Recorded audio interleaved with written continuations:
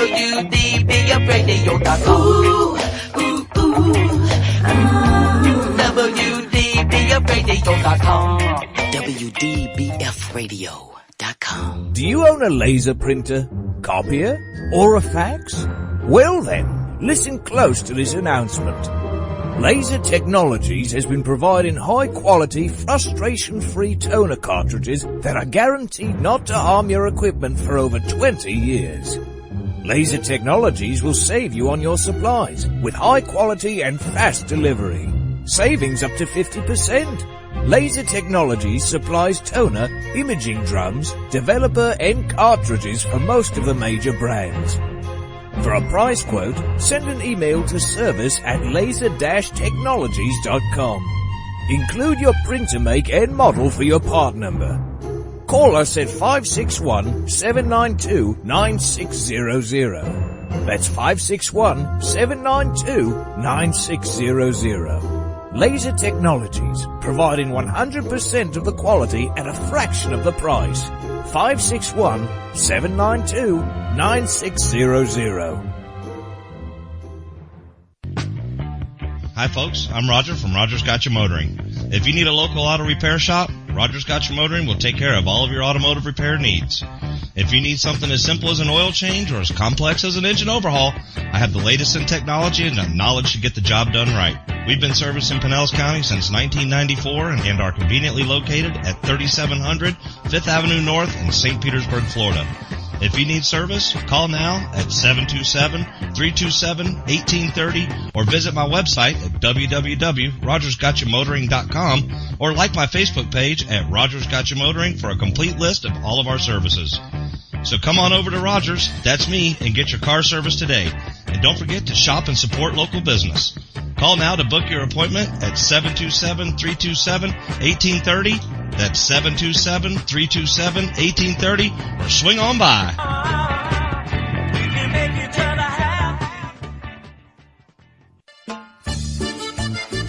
K-Pasa Mexican Cantina is where friends and neighbors come to connect, share, and celebrate one another in a festive, casual atmosphere. Offering rich, robust flavors of authentic Mexican cuisine, we use only the freshest, finest ingredients. We chop and dice, season and blend, and then cook everything we serve to perfection. One thing that makes Mexican food even better is one of our delicious Best of the Bay margaritas. Our signature series of margarita flavors range from our sweet and fruity mango and strawberry to our hot and juicy jalapeno margarita. Having a busy meeting or getting together and looking for Mexican food? Try our Fast Fax form. It's an easy, fast way to order your favorite Mexican food. We have special platters and layouts for any occasion. The form is super easy to fill out, fax, email, or just call it in. Whether it's here in the restaurant, in your home or office, at K-Pasa we celebrate bringing people together. K-Pasa Mexican Cantina, 10478 Roosevelt Boulevard North Street in the Gateway Shopping Center, 727-330-3663 in St. Petersburg.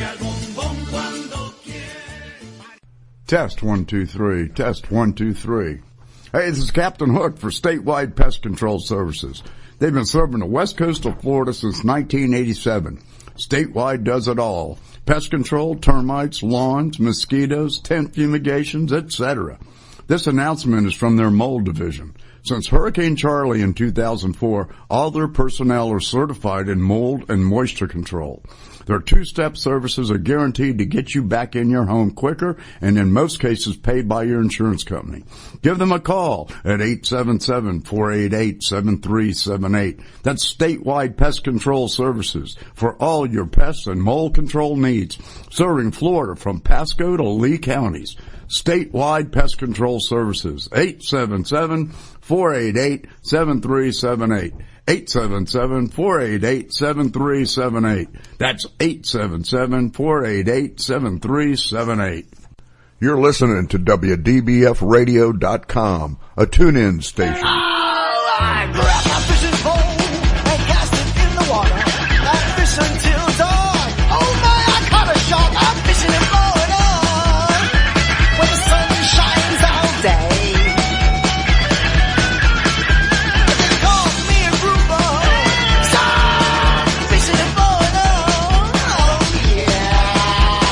It's the Fish Florida Show with your host, Riscala Stevens, bringing the outdoors to you. Every Sunday morning, 8 to 10 a.m., on the WDBF Radio Network. And now your host, Riscala Stevens.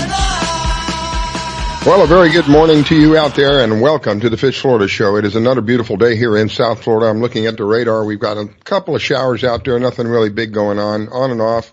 Typical summer day for us here on the east coast of South Florida. And I have, of course, with me the one and only Pam Worth. Good morning, Miss Pam. Good morning. Thanks for having me on. I appreciate it. It's always a pleasure to have you on with us, Miss Pam. And of course, in the background there, we have our producer, Captain Hook. Good morning, Captain Hook. He's over on the west coast of Florida. Good morning. Over here on the west coast, it's a little bit overcast and it's not starting out well. Well, from what I see on the radar, it looks like it's actually moving from the east to the west. So whatever we get looks like it's going to be headed your way. Absolutely. That's what happened yesterday. Another monsoon day. Well, today hopefully we're going to have a different kind of show. This was really not something that I had in the programming of the show. I really enjoy bringing you information about fishing, all the different aspects of fishing, whether it's saltwater, freshwater, backwater, snorkeling, kayaking, whatever that might be. It's always a pleasure, and I always learn from doing that. But today's show is going to be a little differently. Hopefully, I'll hear from our guests. They were already supposed to have called in. Planning on having a marine biologist on today, a clean water activist on today. And I'm going to have Robert Warner with the Florida Fisherman Magazine on with us today. We're going to have a roundtable kind of discussion today in the hopes of educating people. We have an election coming up in just a couple of days. I'm not asking you to vote for anybody. I'm asking you to listen to the information that we provide for you, and with that information, hopefully make a more educated decision about who it is that we're going to vote for, who it is that we want to represent us, because clearly, up until this point, they really haven't been doing a really good job. So anyway, I will have Robert Warner with the Florida Fisherman Magazine. I will have Mitchell Roffer. He is a marine biologist. I will have John Heim. He is a clean water activist. And we're going to hopefully have a discussion this morning about what is happening, why it's happening, the possible resolutions that we have to this. And again, to me, the greatest part of being resolve a problem is to have knowledge about the problem. And that's really what I want to do this morning, is bring knowledge out to the listeners so that they have a better idea of what's going on. Try to keep politics, because really, not politics. Our bodies are 60% water. We start destroying all the water around us, we might as well just start destroying ourselves. So let's start with Warner. Good morning, Rob, from Florida Fisherman Magazine. Background, please keep that down. Yeah. Good morning, Riscala. Real quick, this is Captain Hook over here. We've got so many callers on the line. We have to ask the callers that please silence your phones, because what they're doing, they're cutting you out, Riscala. All right. So if you would, please keep your phones on mute until we ask you to come on. So I have Robert Warner. Good morning, Robert. Good morning. Good. Thank you so much for taking the time to call in. Robert is the one who is really responsible for bringing this awareness to me. I knew this was going on, but I had no idea the extent that this was going on. And really is, it's heartbreaking, it really is. And we also have Mitchell Roffer. Mitchell Roffer, are you there, sir? I am here. Good morning. Good morning, Mitchell. Thank you so much for calling in. And along with Mitchell, I have John Heim. John, are you on the line? I am. Thank you. All right. Thank you, John. Hey, good morning, John. We have Robert, Mitchell, and John all have their own perspective of what's going on. Robert has been dealing with this for many years. John has been dealing with this for, if I'm not mistaken, decades. Mitchell, correct me if I'm mistaken, about 30 years of experience as a marine biologist? Yes, 30 plus, that's correct. Okay. And you have been working with similar situations. You have experienced some, well. Yeah, unfortunately, I've had the experience dealing with the water quality issue and red tide since I was a first graduate student. Riscala, I'm going to have to break in here. Riscala, I'm going to have to break in here. There's way too much noise coming from, I believe it's John's phone. John. A lot of background noise. Yeah, and it's cutting you out. We're not hearing anything. People are on the water. If somebody, let's have John and Robert. If you would mute your line, your phone for just a minute. Let's let Mitchell. Yeah, somebody's outside, and this is not going to work. Yeah. Somebody. Yeah, somebody has terrible wind noise on there. So if you would, each of you. I think that might be me. I'm going to head back. Yeah. I'm on the stand right now, so I'm going to head back. Yeah, we need to, John. We need you to. I'll call back in 2 minutes. Okay. Okay. Yeah, that's it. That was it. That was it. Yep.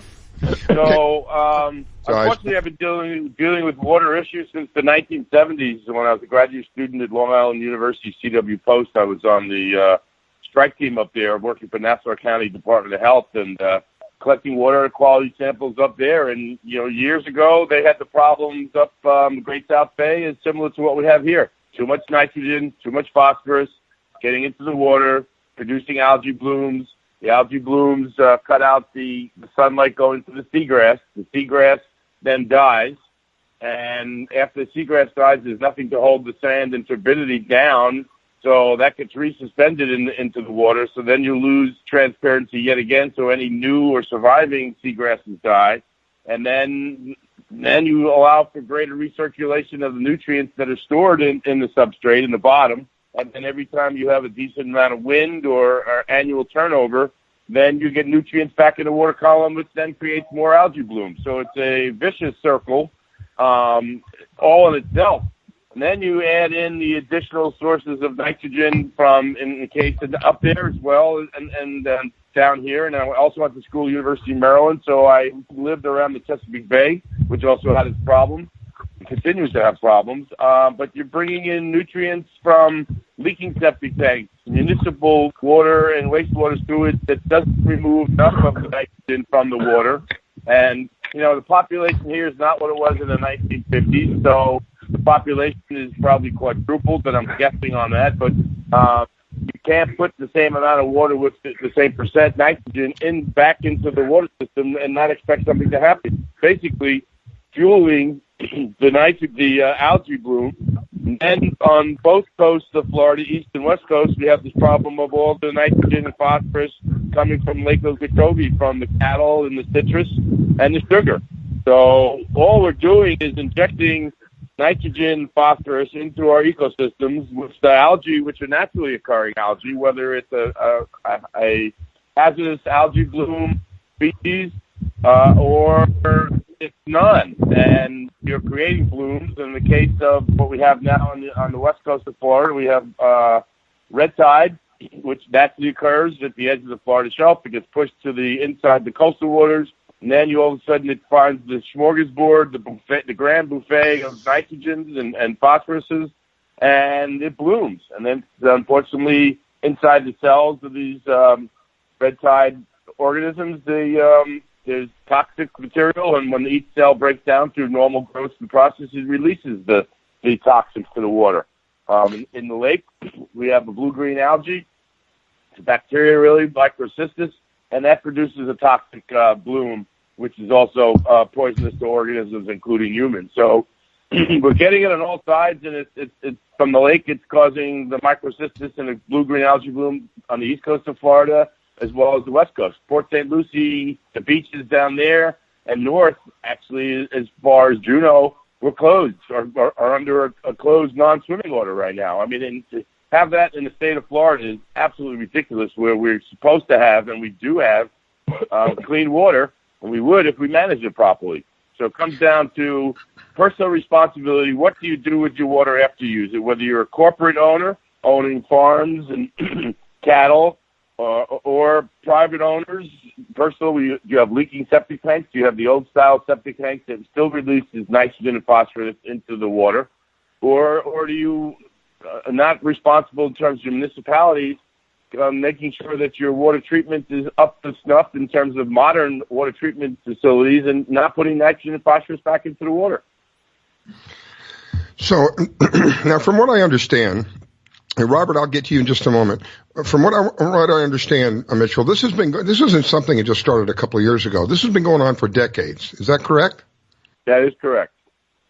So with the building up of this over the decades now, I believe, this is my personal opinion, I'm not a marine biologist, I don't pretend to be, but from all the research I've done, what I have found is that over the decades of this going on over and over and over again, we've reached a point now where we may be possibly at a point where there's no return. It's going to take decades to rebuild the damage. Am I correct so far? Unfortunately, you are correct. It's going to take, we are definitely past that point where the ecosystems have been damaged so much that they can't immediately pop back. If you have a short episode where you have a red tide that kills some fish, you have an algae bloom that kills some seagrass, okay, the following year, if it's good, you don't have these problems, the seagrass grows back.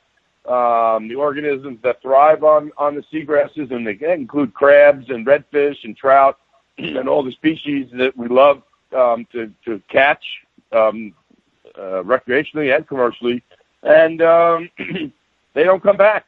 So we are past that point, and anywhere from 60 to 80% of the seagrass is dead in the Indian River Lagoon. I don't know what the numbers are down at Port St. Lucie or Naples and those areas, but I know from reports and that I'm hearing and et cetera that they're damaged terribly too. So yeah, we're in that point. We're not in the non-return. We can return, but we have to shut off the nitrogen. We have to shut off the phosphorus and let the ecosystem flush itself and clean. But as we're getting warmer and more people are moving to Florida, and you can't develop new water treatment plants overnight. Certainly with the political attitude now, don't spend money, cut back on services.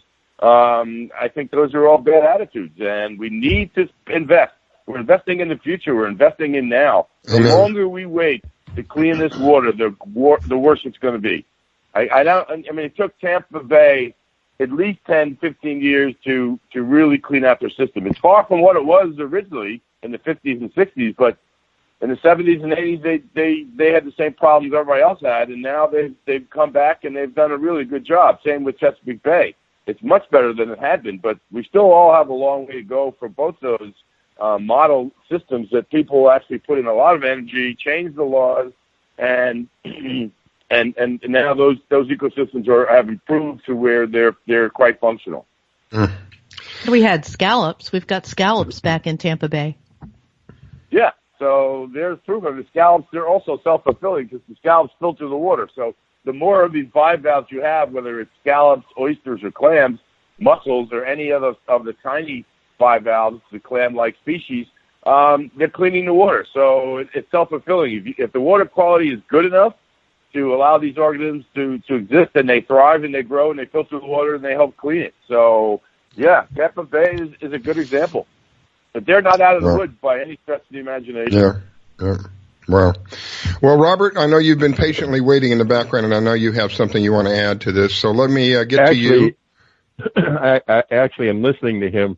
I understood him to say about 60% of the seagrass in the Indian River Lagoon has died. Yeah. If you could, because I have tried to explain this to people, can you explain to people the importance of the Indian River Lagoon to fishing on the east coast of the United States, as to what that little ecosystem actually does for the east coast of the United States? Well, the ecosystem basically stretches from New Smyrna Beach all the way down south to Port St. Lucie. And that ecosystem involves billions, and that's with a capital B, billions of dollars worth of money, at least it did before, for travelers to come down here, not only to go in the water and water ski, but certainly to fish and to swim and to recreate in there, as well as people who love to come down here to watch birds and watch the manatees, and even the alligators. So, well, I understand that to be the largest fish nursery on the east coast of the United States. Is that correct?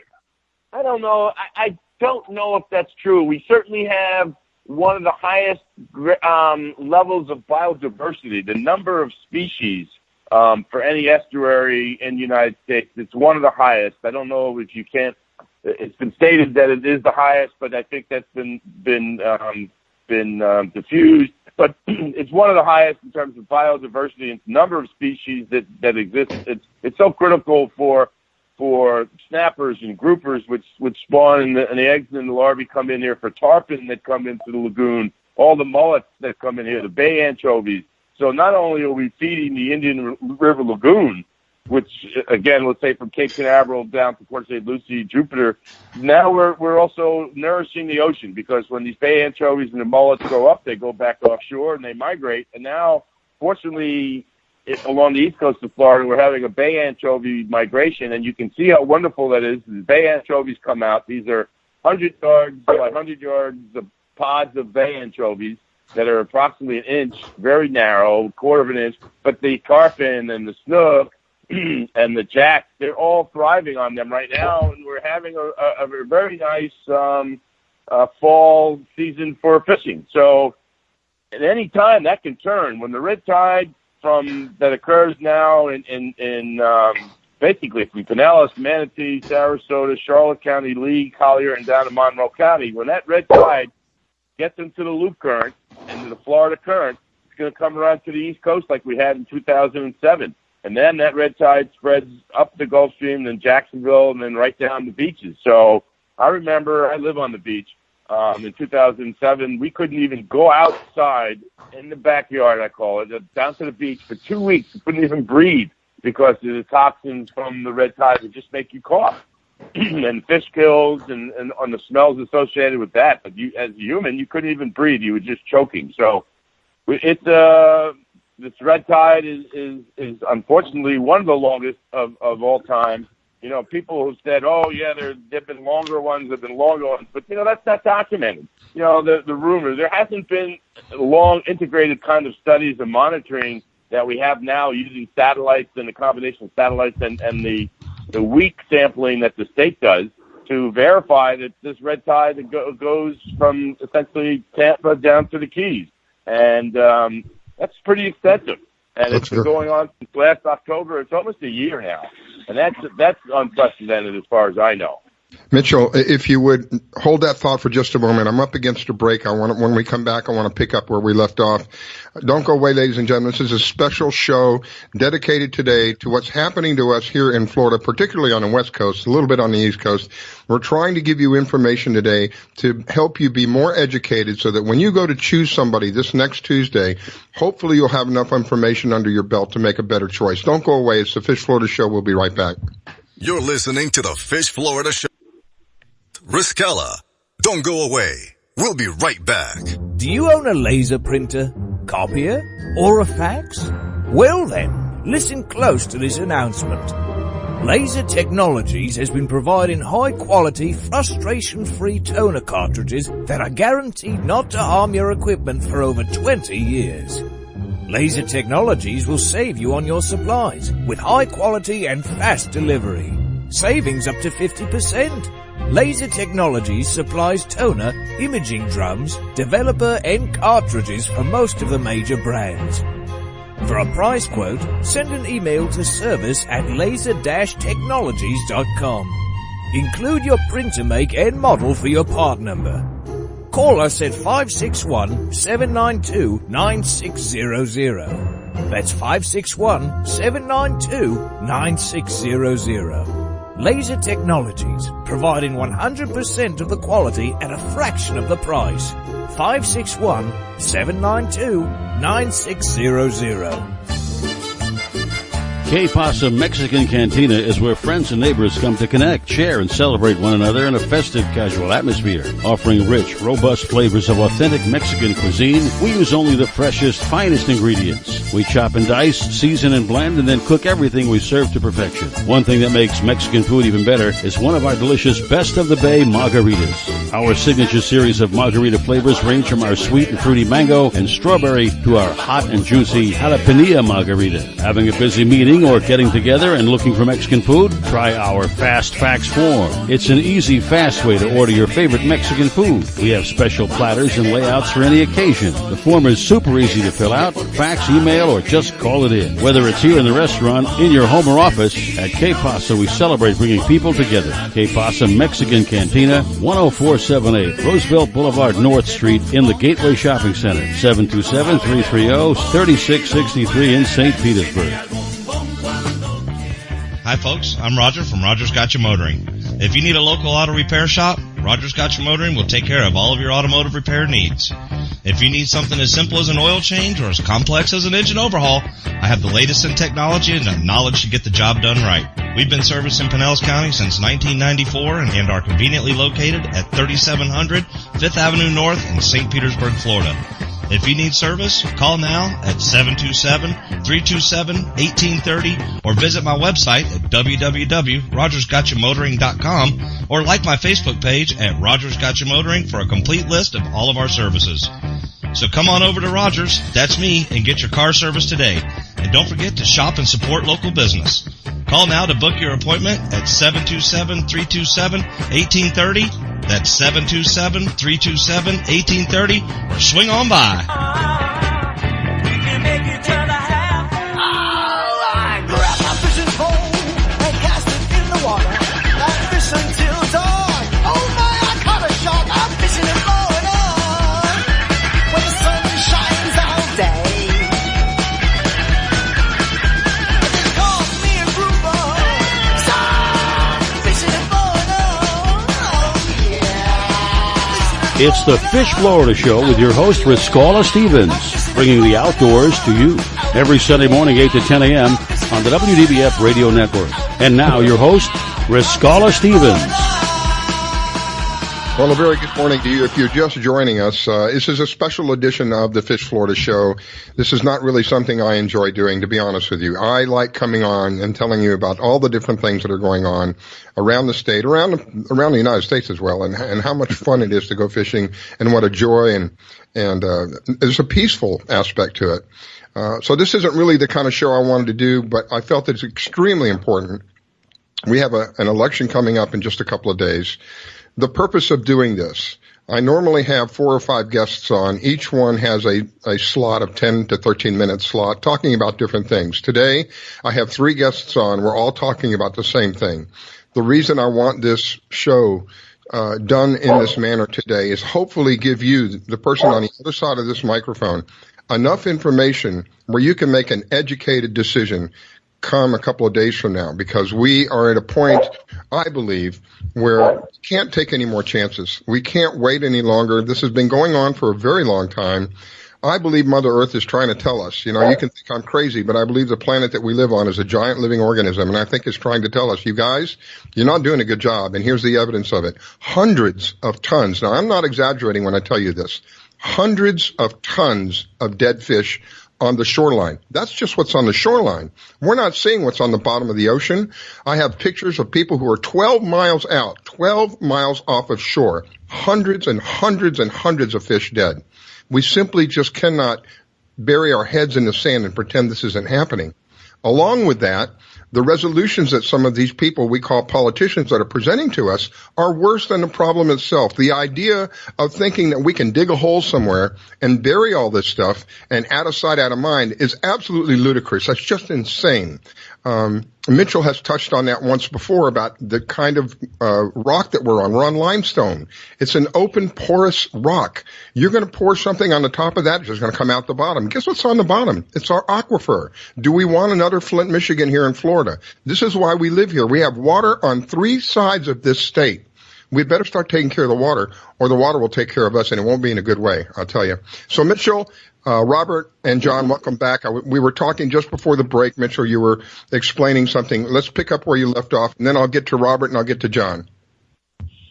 So we're in a continuous state, and I'm scared that this red tide is going to come around the East Coast.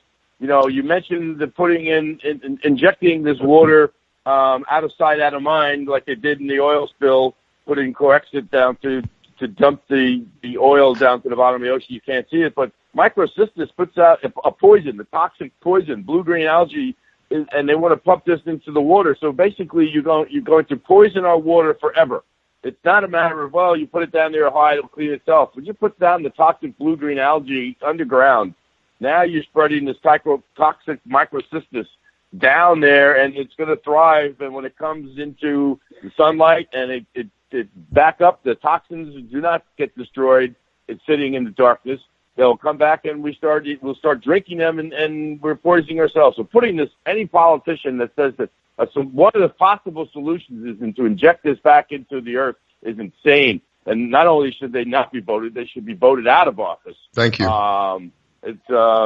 You know, and now on the Indian River Lagoon, we talked about a minute ago. We're starting to get some fish kills again up at the NASA Causeway off of the Space Coast by the NASA facilities in Merritt Island, and they recently have been sampling the water under the ground and they're finding out this fire extinguisher retardant chemical that's carcinogenic in our water supply. Right. Satellite Beach recently found out that we have a hot spot of a certain type of cancer for the kids in high school. Now we're finding the same chemical from NASA spread all the way down to Satellite Beach, and we have another kill involved with perhaps another hazardous algae, Pyridinium bahamas, and this is the algae that causes phosphorescence at night that everyone goes out. Many people go out in their kayaks and their boats to look at it. It's very awesome. It's very pretty. You put your paddle in the water and you're getting these blue-green phosphorescent glows. It's really pretty, but this is toxic algae. So You typically get them every August, but now it started earlier. It seems to be more intense this year in different spots. So this also could be a cause of fish kills on the East Coast in the Indian River Lagoon. So we have Captain Hook, 3 different sources. Captain Hook last week was it last week, Captain Hook, or the week before? You were talking about you went fishing. Yeah, it was last week. Yeah, when we were over in Edgewater, just south of New Smyrna, and I was fishing at night over there, and it was just like when you cast your line out, it was like a lightning bolt going in through the water. I've seen phosphorescence all over the world by sailing and stuff, but never anything like that. It was like a neon light. It was unbelievable. Wow. Okay, Mitchell, hang on. Let me get to Robert real quick. Robert is with the Florida Fisherman Magazine. Robert has been dealing with this not quite as long as Mitchell, I believe, but thank you, Robert, for bringing this to my attention. I'm ever so grateful. I was one of those that had his head stuck in the sand, per se, and you brought this to my attention, and it's extremely important to bring this to the people's attention. I want to thank you for doing that. Let me hear from you. Well, good morning, everyone, first of all. And yeah, we've been following this since I started the magazine about 4 years ago. As a matter of fact, our writer just redid an article she did 3 years ago for this month's issue called Enough is Enough, and she wrote that 3 years ago now, and it hasn't changed at all. As a matter of fact, it's gotten worse. Mm-hmm. So, you know, we're not doing what we should be doing, that's for sure. And in talking to our local Congressman, Brian Mast, who actually seems to have some sort of a feel for what's going on because he does live on the water here in Stuart. There has to be short-term and long-term solutions because the long-term solutions are going to take time. So the short-term solutions have to be in place immediately because his whole goal in this is not one more drop, which he said is probably impossible, but he's certainly going to see what he can do to make sure that happens. And, you know, this is critical. Like I was listening to you folks, and yes, it's going to go up in our water supply. It's going to, you know, it's getting worse every year. Since I've been following it, and like I said, it's only been about 4 or 5 years now, it has gotten progressively worse every year. And yes, the election is coming, and forget whether they're Republican or Democrat. Look up their history on the subject, see how they voted on things on this in the past, and vote for the water, because the water is going to save us all. So, amen. Now, what I'm going to do is I'm going to get off for a few minutes. I'm going to go try to flip this show onto our magazine page. Okay. And I will be back. All right, I'll be back to you in just a minute, Robert. Thank you so much, Robert. Again, I greatly appreciate you bringing this to my attention. I'm ever so grateful for that. Let me get to John for a moment. John has been dealing with this for decades, if I'm not mistaken. He'll correct me here in a moment. And he sees this firsthand. When I say firsthand, he is literally hands-on with the experience that's going on, particularly on the West Coast. He is an outspoken activist about clean water. He has been, what's the best way to put it? His rights have been abused only because he is an outspoken person about wanting nothing more than clean water. I don't think that's asking for too much. John, good morning. Thank you for calling in, and thank you for being an activist. Thank you for what you do. Let me hear from you, sir. Thank you, sir. John Heim calling in from the South Florida Clean Water Movement. I wanted to point out that I'm doing a tour presently right now through the state, and right now I'm presently in Sarasota, Florida at Siesta Key. So I'm reporting to you right now, literally on Siesta Key Beach, where I'm sitting right next to a dead tarpon that's sitting right next to me on the beach. So we're talking about, such a serious situation that, I don't think people really understand how it's connected. The Lake Okeechobee discharges are full of nutrients and phosphorus and cyanobacteria that's hitting, the red tide, in Lee County, and it's basically the nutrients and phosphorus are like gasoline to it, exacerbating it, spreading it out. So here I am in Siesta Key, voted, probably, I think it's number one best beach in the nation, I believe, or the world, if not. And, as they portray that image, I'm sitting here literally right next to a dead tarpon. It's heartbreaking. And I think the flip side of this is the authorities refusing to acknowledge publicly, at least as far as I can tell, to acknowledge publicly to the tourists, the people who live here now. We've gotten the word out pretty good to the residents, don't go in the water. But the tourists don't know. The tourists are going in the water. Right, correct. What we're talking about here is beyond just water. We're talking about toxicity levels not only in the water, but in the air and in the sand. This is off-gassing is what it's referred to. So to give you an idea of how the air is toxic, from right where the wave crashes, 1 to 20 to 30 miles inland, the air toxicity travels. The sand is toxic and the water is toxic. Our state and our local, communities are not putting up signs, to inform people. Not only that, but we're talking about like passing the buck and washing your hands of it. Where's the CDC? Why is the CDC not in here testing the air, the sand, and the water? And if our state and our federal government is not going to do it, we're going to demand the World Health Organization come in here and test this and shut this down, because this is way too unhealthy for people. We're talking about, cyanobacteria that basically gets into the water column and it attacks human beings in a way that where it immediately causes liver damage and could cause liver failure. And then, 10 years down the road, we have a complete community of Southwest Florida stretching 300 miles with Alzheimer's, ALS, and Parkinson's disease, mixing with a horrible high concentration of red tide and a brown tide. If you even know what brown tide is, this is more detrimental. I have a question. Go ahead, Pam. I know that you've been working diligently, and you brought this up about the signage. I understand that you've been successful in one of the counties in getting some signs placed up there warning tourists? Yeah, where I live on Fort Myers Beach, it's a 7-mile island. We've been pounding away as the South Florida Clean Water Movement through our local town council and mayor for 2.5 years to put signage up there. So, again, this is nothing new. And, it resulted in me, as a one-man protest on top of the Matanzas Bridge, which basically is the leading bridge to Fort Myers Beach, where I was demanding the signs. I stood on the bridge for 90 straight days, warning people of the possibilities of, impaired waters ahead. And, through that protest of 90 straight days, it was trying to force the local government to put, basic informational signs out there, and what I wanted was a sign that had a QR code on it, to where you could rub your smartphone and it automatically takes you to, updated daily water quality reports in real time. That town, and, the update on that is, yes, the mayor has agreed to put up signs. This was 2.5 years of a fight to get these signs up. She just agreed, a week and a half ago to put them up, but there still are no signs up. Absolutely no signs. And there's still people in the water, and there's still people laying on the sand where fish are buried. And there's still people with no information towards off-gassing and the air, basically destroying their respiratory systems and other, horrible health issues.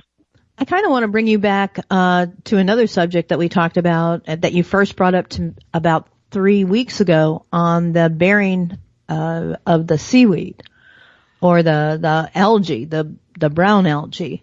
Have they changed their mind, and are they going to incinerate it now, or are they still thinking about burying it in line?stone?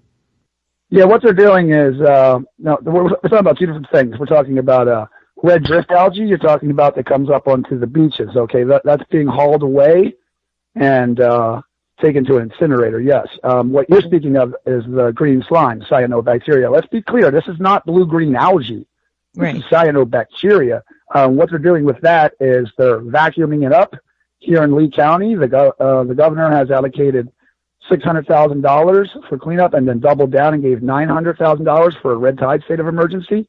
And they're using these funds to basically, vacuum up. You can imagine like a shop vac, kind of thing. So we're not talking about professionals at all. And they're taking it to Hendry County, which, is right by, where they plan on building the C-43 reservoir, right by the lake, the connection of the river, and they're deep well injecting it into the ground, like you were speaking about before. Now, this not only creates possibilities of the limestone that you spoke of, being too porous, sinkholes and such like that, but, the major threat here is cyanobacteria getting into our, aquifer. There's no coming back from that. And if the cyanobacteria is already in our, drinking supply because our plants have been shut down on and off and not able to process, the water when it comes right down the river. So the cyanobacteria has shut the plants down and it has gotten into our water system, our drinking water system already. And to continue it, they're deep well injecting it into the ground to, like you said, out of sight, out of mind. Why are they burying it? What they don't realize, why are they burying it? Because why are they incinerating it like the other seaweed? You can't incinerate cyanobacteria. The whole process is wrong, the approach. You have to let cyanobacteria die off naturally, okay? If you disturb it, if you move it, if you touch it, if you try to vacuum it up, what you're doing is the opposite of cleaning it up. As soon as you touch it, it becomes the most toxic, and it brings those toxins not only into the air, but throughout the water column. So the minute you move it, or a boat goes through it, or you try to suck it up, it basically spreads like napalm throughout the water column. So trying to clean it up the way they're doing, all they're doing is creating the problem tenfold. Mitchell, is there any way you can help John on this and get back to the authorities and let them know? The authorities have their head in the sand. They're trying to ignore it. They don't want to publicize. The Hotel and Restaurant Association or fight any publicity of this whatsoever. And what they fail to recognize is not only is this a danger to us, but the tourists, but when people come down and they get sick from swimming in their water or breathing the air, they will never come to the state of Florida again. It won't be like, all right, I won't come this year. I'll go someplace else and I'll be back next year. They will find other places. They'll go to the Panhandle. They'll go to Texas. They'll go to the Bahamas. They'll go to Mexico. They'll take cruises. They won't come to Florida. And these guys are being so short-sighted. They have been for the last 10 years. I'm on a variety of committees and different action groups over the years trying to get the Hotel and Restaurant Association to support monitoring, just plain old everyday monitoring of the water quality around the state, and they never would support it. They wouldn't support it financially, and they wouldn't support it politically by having them ask people in Tallahassee to fund various Florida coastal ocean initiatives to monitor all the water quality in the state of Florida. So Mitchell, hold your thought for just a moment. I'm up against a hard break again. I apologize. Ladies and gentlemen, special edition of the Fish Florida Show. Please don't go away. Let me take a quick break and we'll be right back. You're listening to the Fish Florida Show with your host, Riskella. Don't go away. We'll be right back. Download the Fish Florida mobile app to plan your boating, fishing, or hunting trip. You can find your tide reports, buoy reports, get a fishing license, and even find someone to go fishing with. Plus great products and services from all our media partners. And oh yeah, you can get the Fish Florida Show on the app. Sundays at 8 a.m. Eastern here on the WDBF radio networks. So download the Fish Florida mobile app to plan your boating, fishing, or hunting trip and tune in. Battles aren't won solely on the field. That's a common misconception. Battles are won within. Over enemies of fear, enemies of doubt. In that place where promises are kept. Promises to oneself. This is a physical training event. Promises to one's community. Helping people move debris out of their house. Promises to one's country. In the heart of every Marine, you'll find a promise. A promise forever kept. A promise of battles won. Today, my new dad and I shot off a rocket in the park. Today, my new son and I failed to shoot off a rocket. He knew exactly what to do. I had no clue what I was doing. We set up the rocket. Hit ignition. And then nothing. Sometimes I laugh when I'm frustrated. Then out of nowhere, the rocket launched into the air. The rocket did get into the air. I've never seen anything fly so high. And then crashed into a kite. Look out! Look out! And then the pond. I'll never forget that day. I'll never forget that day, even if I tried. You don't have to be perfect to be a perfect parent. Thousands of kids in foster care will take you just as you are. For more information on how you can adopt, visit adoptuskids.org. A public service announcement from the U.S. Department of Health and Human Services, Adopt U.S. Kids, and the Ad Council. It took me a long time to be able to say Chandler has cancer, because that is such a scary word. St. Jude takes care of absolutely everything. And knowing that we don't have to pay for all of the medical expenses, that's huge. St. Jude allowed me to focus on being a mom to Bryce. And sometimes I'm just in awe of the impact St. Jude has, not only on this community, but the world.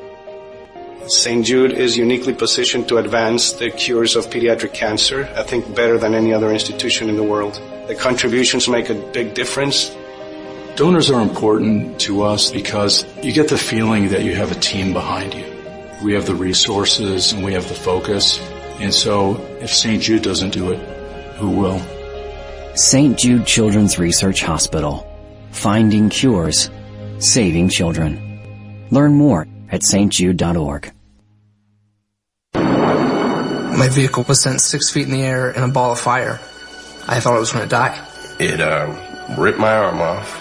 It broke my right femur. I took such a hard blow to the head that my retina was torn apart. Say a prayer for peace. I'm Trace Adkins. I want to tell you about these true American heroes and how you can show your thanks by helping them through Wounded Warrior Project.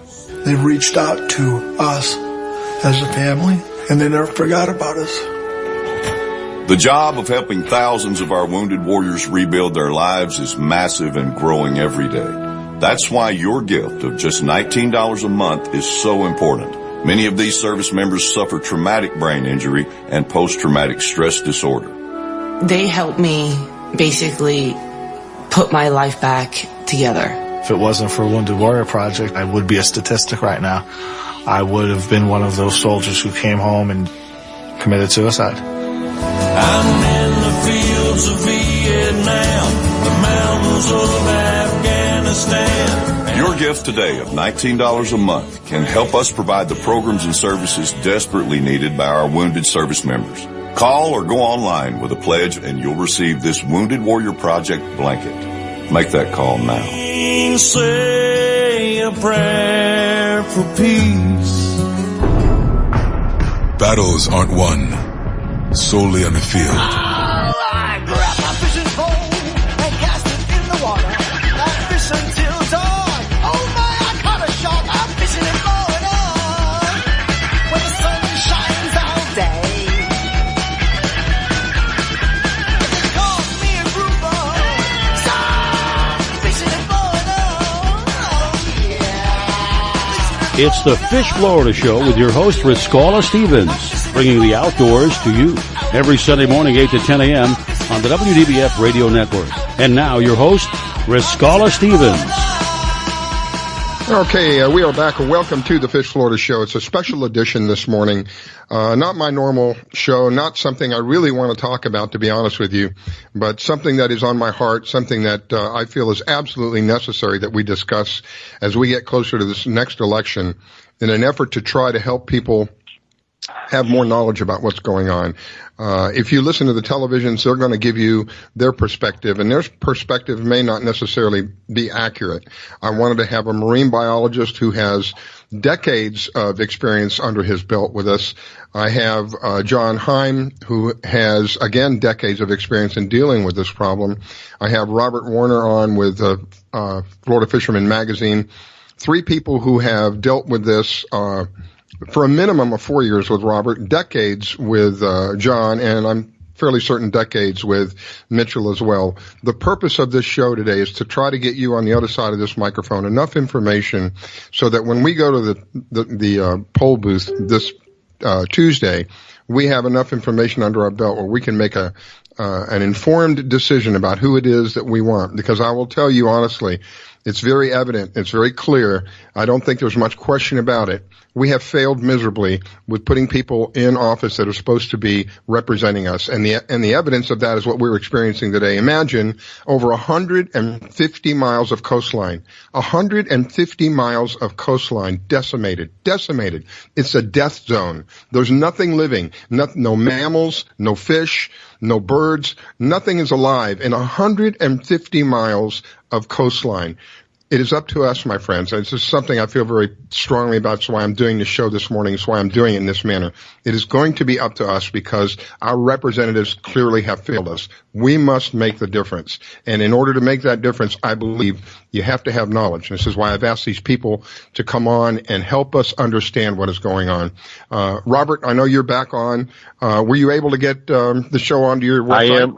I'm back on, and it's on, so they can hit the Florida Fisherman Magazine page, and there is a direct link to the radio show live. So hopefully everybody will hear this, and the more people that know, the better. And I'm going to leave it to the experts at this point.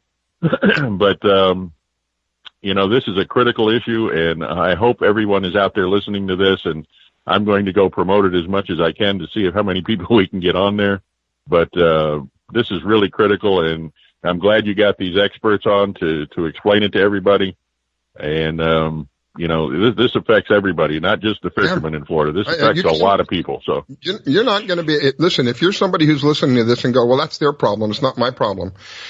I don't live in Florida. What do you think? If they get away with it here in Florida, do you have a lake near you? Do you have a spring near you? Do you have any running water near you? If they get away with it here in Florida, don't you think for a moment they're going to get away with it wherever you are? They've already gotten away with it in other places. Flint, Michigan comes to mind. Look how long that's been going on. Why? Because the people didn't stand up and say, look, we're not accepting this. This is not acceptable. We need to change this. We need to change this now. Still going on to this day. You can't drink out of the tap in Flint, Michigan. You want that here in Florida? I don't. I'll do everything I can to stop that from happening here in Florida. If people threaten me, let them threaten me. I've already gotten a couple of nasty emails from people telling me I shouldn't be doing this kind of show. This is not what they tuned in for. This is not what I tune in for. This is not why I started this show. But I'm also a person who's not going to turn my back on something that is so evident, that is literally threatening human life. Okay, let's put the marine life away for a minute. Just put them aside for a second. All the innocent marine life that has died. Let's put them aside for just a moment. What about human life? What about people who are getting deathly sick from this? What about people who have contracted flesh-eating bacteria? They don't want to report this, but I have 2 different sources telling me at least 10 people have died from going into the water. Nobody wants to talk about this. This is why I'm doing what I'm doing today. It's to inform you on the other side of this microphone in hopes that you will tell others and inform others. And the end result will be we have some people in place that begin to represent us instead of the corporations, because that's what's happening. They're representing the corporations, and we the people have to pay for it. I'm tired of paying for it, to be honest with you. Let me get to Mitchell for a second, because I have a question for Mitchell. I keep hearing the word cyanobacteria. In my experience, the word cyano means lack of oxygen. Is this bacteria removing the oxygen from the water, and that's how these fish are dying? Well, in reality, cyanobacteria are bacteria. There's a misnomer calling them a blue-green algae. They're not an algae, but they're bacteria, and they actually use photosynthesis to create oxygen. However, when they die and when they form in great bloom concentrations like we have now, when they die, they do pull the oxygen out of the water. So all the algae, not just the cyanobacteria,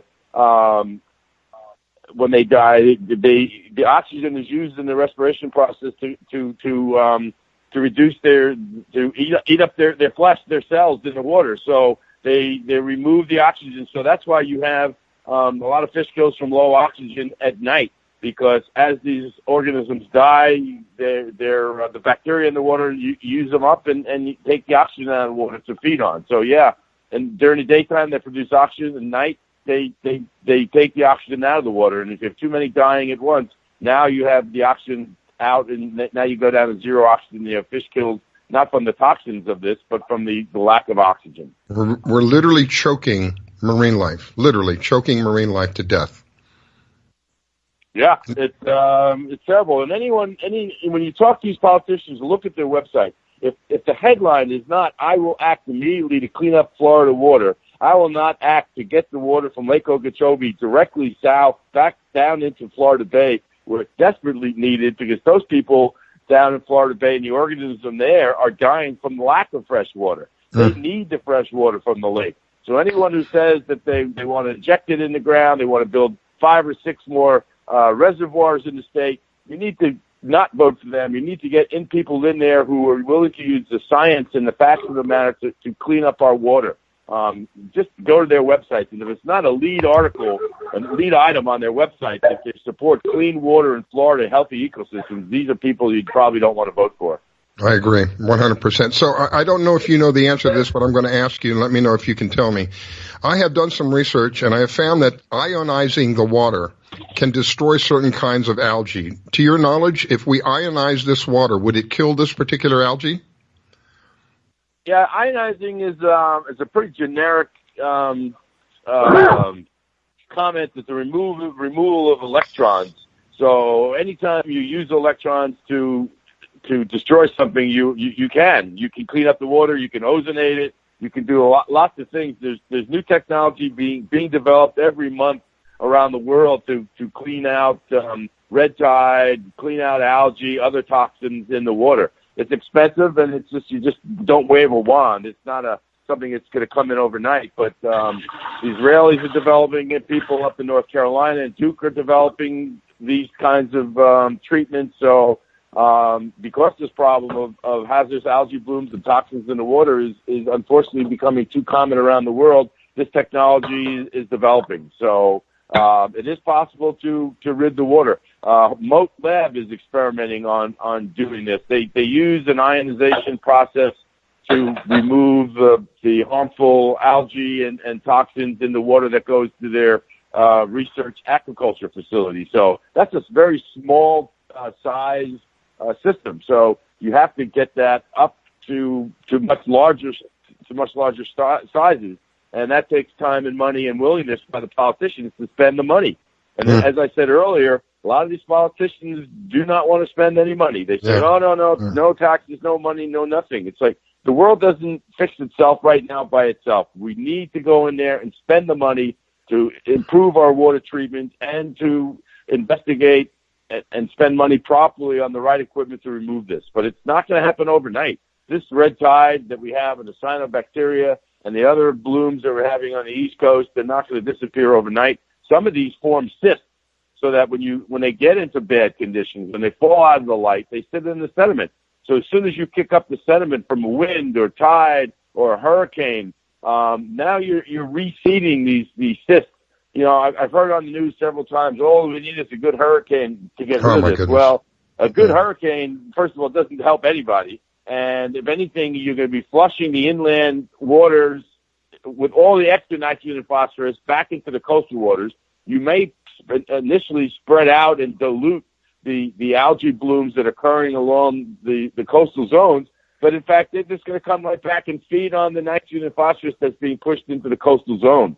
So, a vicious cycle of death over and over. Okay, I'm up against the next break. Mitchell, please hang on. Don't go away. John, please stay with us. I think Robert dropped off for a moment. He'll probably be back in a minute. Ladies and gentlemen, it's the Fish Florida Show, special edition. Marine biologist on with me, Mitchell Roffer, water activist John Heim, and Robert Warner with the Florida Fisherman Magazine. We'll be right back. You're listening to the Fish Florida Show with your host, Riskella. Don't go away. We'll be right back.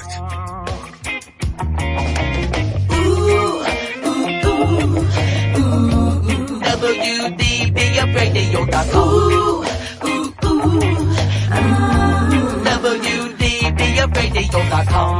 WDBFradio.com. Do you own a laser printer, copier, or a fax?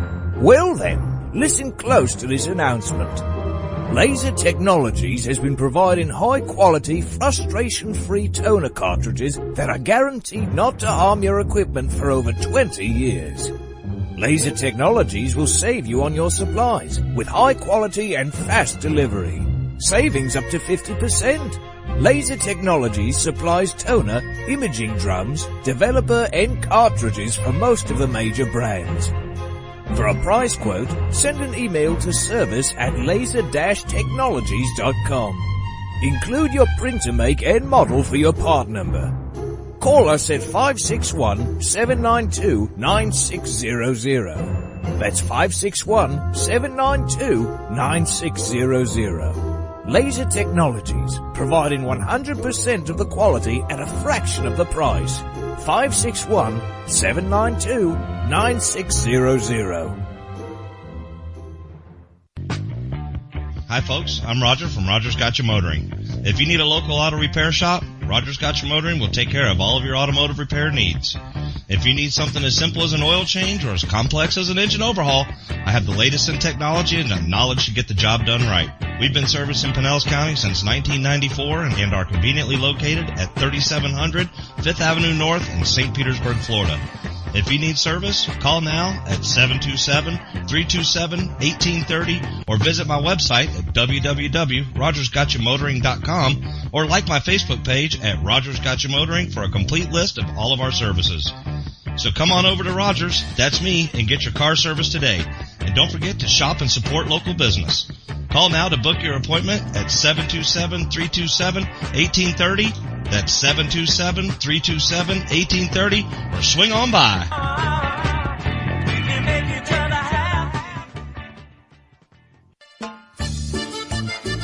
Que Pasa Mexican Cantina is where friends and neighbors come to connect, share, and celebrate one another in a festive, casual atmosphere. Offering rich, robust flavors of authentic Mexican cuisine, we use only the freshest, finest ingredients. We chop and dice, season and blend, and then cook everything we serve to perfection. One thing that makes Mexican food even better is one of our delicious Best of the Bay margaritas. Our signature series of margarita flavors range from our sweet and fruity mango and strawberry to our hot and juicy jalapeno margarita. Having a busy meeting or getting together and looking for Mexican food? Try our Fast Fax form. It's an easy, fast way to order your favorite Mexican food. We have special platters and layouts for any occasion. The form is super easy to fill out, fax, email, or just call it in. Whether it's here in the restaurant, in your home or office, at Que Pasa we celebrate bringing people together. Que Pasa Mexican Cantina, 10478 Roosevelt Boulevard, North Street in the Gateway Shopping Center, 727-330-3663 in St. Petersburg. Test 1 2 3. Test 1 2 3. Hey, this is Captain Hook for Statewide Pest Control Services. They've been serving the west coast of Florida since 1987. Statewide does it all. Pest control, termites, lawns, mosquitoes, tent fumigations, etc.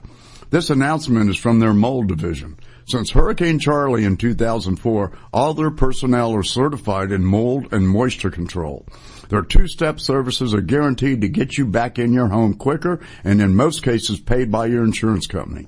Give them a call at 877-488-7378. That's Statewide Pest Control Services for all your pest and mold control needs, serving Florida from Pasco to Lee counties. Statewide Pest Control Services, 877-488-7378. 877-488-7378. That's 877-488-7378. You're listening to WDBFradio.com, a tune-in station. I grab my fishing pole and cast it in the water. I fish until dawn. Oh my, I caught a shark. I'm fishing in Florida when the sun shines all day. They call me a grouper. Stop fishing in Florida. Oh yeah. It's the Fish Florida Show with your host, Riscala Stevens, bringing the outdoors to you every Sunday morning, 8 to 10 a.m. on the WDBF Radio Network. And now, your host, Riscala Stevens. Well, a very good morning to you, and welcome to the Fish Florida Show, a special edition this morning This is really not something I wanted to do, to be honest with you. I don't like coming on the air and giving you news that is less than happy. But this is a fact, and this is something that we need to face, and we can't turn our back on what's going on. It's only going to get worse. And when we get to the point where we're corrupting all of the water around us, and our bodies are a minimum of 60 to 70% water, guess what's going to happen to our bodies? I've had people on this morning who have testified that even breathing, being around this water and breathing the air around the water is toxic and can harm you. I have reports of people dying from going in the water. I have reports from people getting flesh-eating bacteria from going in the water. Much of this, if not all of it, is man-made. Or it may be a better way to describe it is exasperated by what we're doing as human beings. And I have with me this morning, I have Mitchell Roffer, who is a marine biologist. I have John Heim, who is a clean water activist. I have Robert Warner, who is with the Florida Fisherman Magazine. Robert is the one who originally brought this to my attention. I knew this was going on, but I had no idea whatsoever of how bad this really is. And we're talking about hundreds of miles of our coastline decimated. And I can't express to you how strongly I feel that we must absolutely take action now. We've waited too long, to be honest with you. The system that we live in, the society that we're in, keeps us busy working, trying to supply our family with a place to live, clothes on our back, food on the table. And in the interim of all of that, things happen that we're not aware of. And before we know it, we have a disaster on our hands. And the purpose of doing this show this morning is hopefully you on the other side of the microphone will have more information about what is going on. And in doing that, you'll be able to make an educated guess about who we want to represent us. I'm not going for Republicans. I'm not going for Democrats. I'm not going for Libertarians. I'm going for people who are going to take care of us, represent us. Whatever label they want to put on themselves, that's up to them. If you're willing to make a commitment to Florida that we are concerned about the water here in Florida, then you have my support. So again, we're back with Mitchell Roffer, with John Heim, and Robert Warner. Mitchell has been kind enough to explain to us about the cyanobacteria. We were discussing that just before the break and what it is and why it is. Let's kind of pick up. John, I'll get to you in just a moment. Let me get back to Mitchell for just a moment and the mechanics of this. The actual algae, we discussed briefly about the ionization of the water. Is there any other way that you know of? I've had people tell me we could plant certain grasses and things of that nature that might help clean it up. Is there any other thing that you can think of that can help clean this water up? Well, sure. Planting grasses and replanting mangroves is what's needed. Unfortunately, now the water quality is such where you can't plant any grasses in there because the turbidity is so strong. The lack of sunlight hitting the bottom for these grasses is not going to work. There's been attempts and thoughts about, of putting these floating remediation centers, which is loaded with seagrasses just floating around like rafts, or they are rafts, in different waterways. But again, this is a small engineering solution to a very large problem. And, the people in Tallahassee knew about this years ago. I mean, I was on the Florida Ocean Coastal Council over 10 years ago. Under the Bush administration, and they did nothing about it. They actually reduced the funding for monitoring. So this is not new. People in Tallahassee know. They just didn't think that it would hurt them in getting donations or hurt them at the polls. Well, we have to make it hurt for them to the polls to get solutions, get people in there in office that are willing to spend the money and find engineering solutions, both in terms of the water treatment and mandating proper septic and cleaning the water after people use it. And this is a new concept in the United States and even around the world, where you use water, natural resources, and then you clean it before you put it back in. It's an expense that people are just not willing to do in the past, and they need to do it. It's your personal responsibility, I think. You use the water, you clean it. That's it. Or pay someone to clean it for you. I don't think that's asking too many years ago. I got involved in the plastics industry. The reason I got involved in the plastics industry is because plastics is such a cool product. It can be recycled over and over and over again. It's almost kind of sort of like wax. It's an oversimplification, but that was the reason I got involved in it. Then I found out, after being involved in it, that if it gets buried into our landfills, it takes thousands of years for it to break down. So I got involved into an industry that recycles plastic, particularly toner cartridges. that recycles these cartridges so they don't get buried into the landfills. The result was an entire industry coming about from something that was literally being thrown away again. I can foresee some kind of industry coming about to help clean this water, and in doing that, they benefit and we the people benefit. But the bottom line is we the people have to come together and we have to take action. To sit by idly, to sit back and with silence only gives these people permission to continue doing what they're doing. I have Mitchell on who has said this has been going on for years, that Tallahassee knows that this has been going on for years. I can tell you without even asking him. John will tell you the same thing. He's been involved in this for decades. They have known about this and they have refused. They've buried their heads in the sand. And this is where we are today because people have buried their heads in the sand. Now we're looking at an ecological disaster. I call it environmental terrorism. These people know what they're doing, and they just discharged more water Friday, if I'm not mistaken.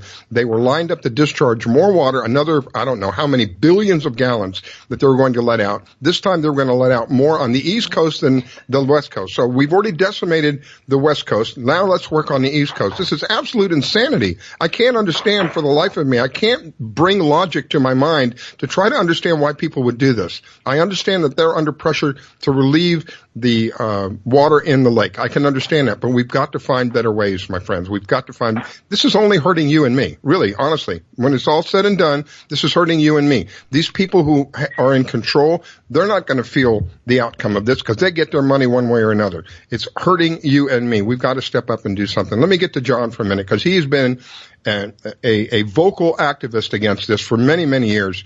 John, in your opinion, now I know this is your perspective, but I would like you to share, in your opinion, where does the responsibility lie with what is going on?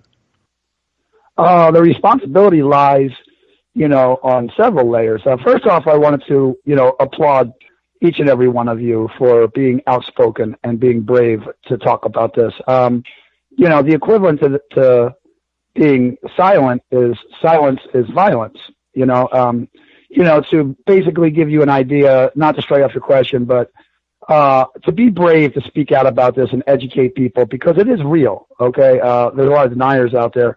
To give you an example of what's happening with me in the last week for being outspoken, I've, been every day receiving death threats, every day. My family is being approached to be told to, if, you can imagine my 15-year-old daughter, waiting for her school bus, and a complete stranger in an unmarked car pulls up and literally approaches her and says, if your dad don't shut the F up about the water, you'll never see him alive again. This is the kind of war we're up against. It's complacency. It's a cover-up. To go back to your question, the responsibility, who's doing this to us? We're allowing it to happen to ourselves. The South Florida Water Management District is basically in charge of the management of our water. So if you want to point a finger at one particular, entity, it's the South Florida Water Management District. Every time you see a dead manatee, every time you see cyanobacteria, every time you see impaired waterways, this spells mismanagement. Okay. So, we're talking about, no one oversights them. I'm glad you asked that. The governor appoints them, and they're basically a loose gang of bandits who are controlling our water. There's no overseeing of the South Florida Water Management District. The governor only appoints them. These people are in bed with, entities like U.S. Sugar. So that just goes to show you that the state's, water management district is much more inclined to be in the special interest of, Big Sugar and groups like this than the general public. The system is corrupt. It kind of comes down to the governor. The governor selects the people on there. So it's back to the governor. The governor is the only person with the power to appoint the members of the South Florida Water Management District. I'm going to ask you a very pinpointed question, and if you want to bail out on it, you're free to do that. But I don't ever bail out on questions. In talking to you and Mitchell, you basically said, go look at their websites. In a positive frame, which governor's website should we check out first? Well, I don't endorse. You're talking about people running for governor? No, I'm not saying endorse it. I'm just saying which one, in your opinion, has a most positive website according to Clean Water? When it comes to the candidates running. Right. You're speaking of, right? Yes, sir. I'd be looking at Gwen Graham. I'd be looking at, Gwen Graham, to be quite honest with you. She's a long history of Florida. Her dad was, very much involved with Florida and, water rights and such like that. It's a long shot, no question, but, I don't make endorsements. The reality is we have to get a governor in there like, I believe it was Mitchell was saying, and, the host of the show is this is nonpartisan. This is about water. So you got to do your homework. And, I'm not going to be the one to sit here and tell you who to vote for. But what I'm telling you is it's your job. It's a privilege to live in Florida. Okay. It's a privilege, and it's our jobs to be good stewards of our, environment. Amen. And it's our jobs to make sure the people that are in charge of, our water quality and our water distribution and our drinking water supply, that's how it's done. You have to get the right people in there. And, I'm not going to be the one who would tell you to vote for, but obviously what you want to do is research all of these candidates. You can easily look at their voting records, the ones that are rerunning, and, pretty much anyone who's been in there, vote them out. Yeah. The only one I would say that you want to, the only one I would say keep in there is Brian Mast at this point. Mm-hmm. They've had their chance. How long have they been? Mitchell has said this has been going on in his experience that he's personally aware of. This has been going on at least for 10 years, at least 10. So if we've got people that have been in office for at least 10 years and they haven't done spit, nothing. Instead, let me give you an example. We got a clear house. Okay. I just interviewed, I'm not going to say the person's name. Okay. But it's, a state house member. Okay. A representative.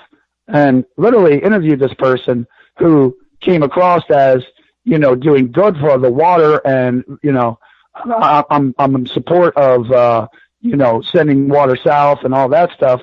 And when I finish interviewing her and I go back and I check her voting record is an F. She voted for fracking. So how do we get behind these politicians who are literally using the water crisis to get back into office and stay in office? These are the same people that created the problem. Wow. Well, it's clear house. Clear house is the point. Yeah. And I don't mean to want to overdrive it, but when you go to the ballot box, you don't think Republican, you don't think Democrat, you immediately think water. And, a great way to be educated is to go into bullsugar.org. And that's bullsugar.org. And they have a breakdown from county to county to county of who you should be voting for on clean water. Bull, like cow and bull sugar? BUL sugar, SUGAR.org. Okay. Well, we'll go take a look at that and see.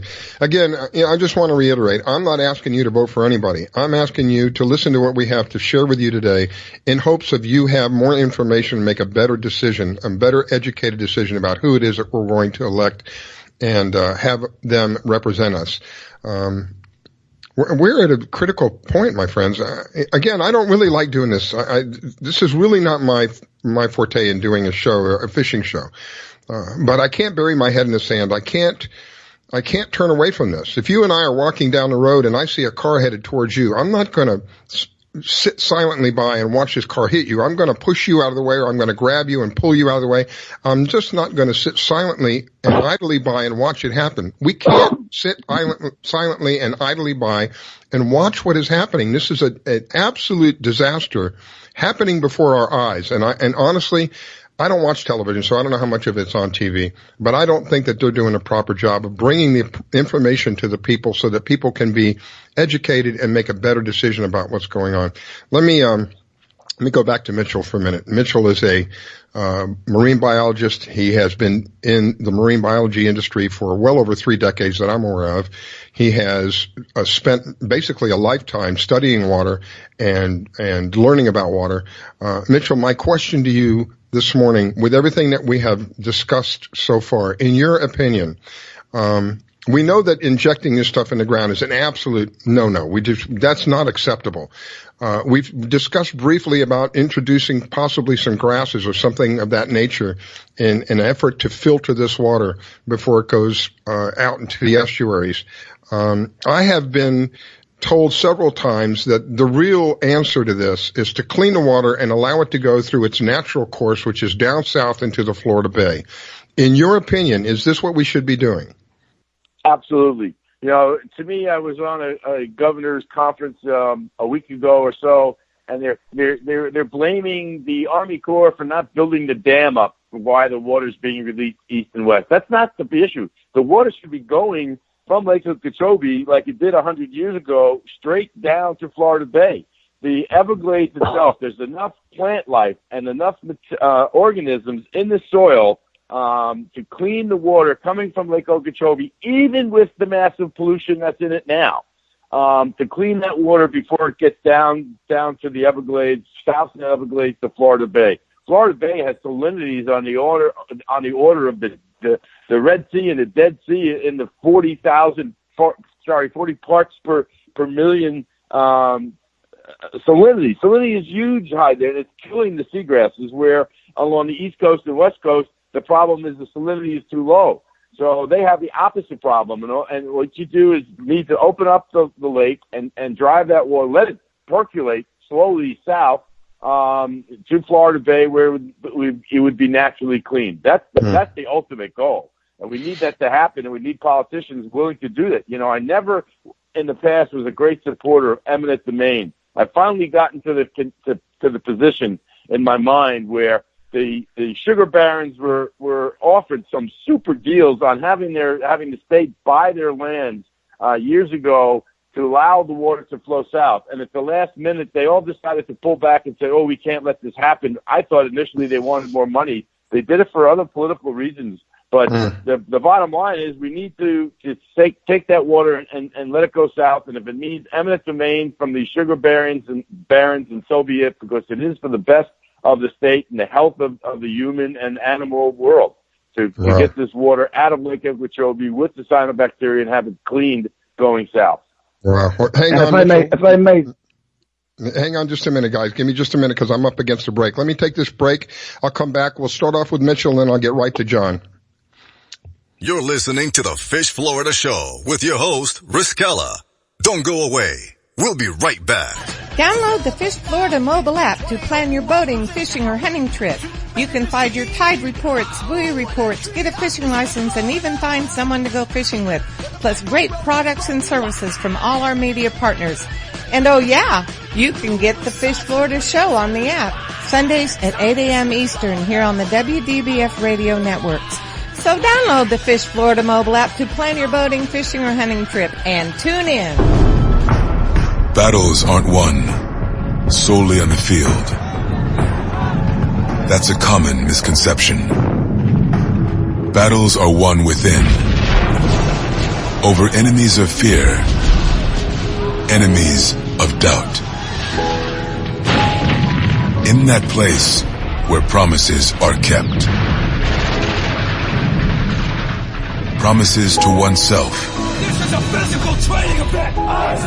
Promises to one's community. Helping people move debris out of their house. Promises to one's country. In the heart of every Marine, you'll find a promise. A promise forever kept. A promise of battles won. Today, my new dad and I shot off a rocket in the park. Today, my new son and I failed to shoot off a rocket. He knew exactly what to do. I had no clue what I was doing.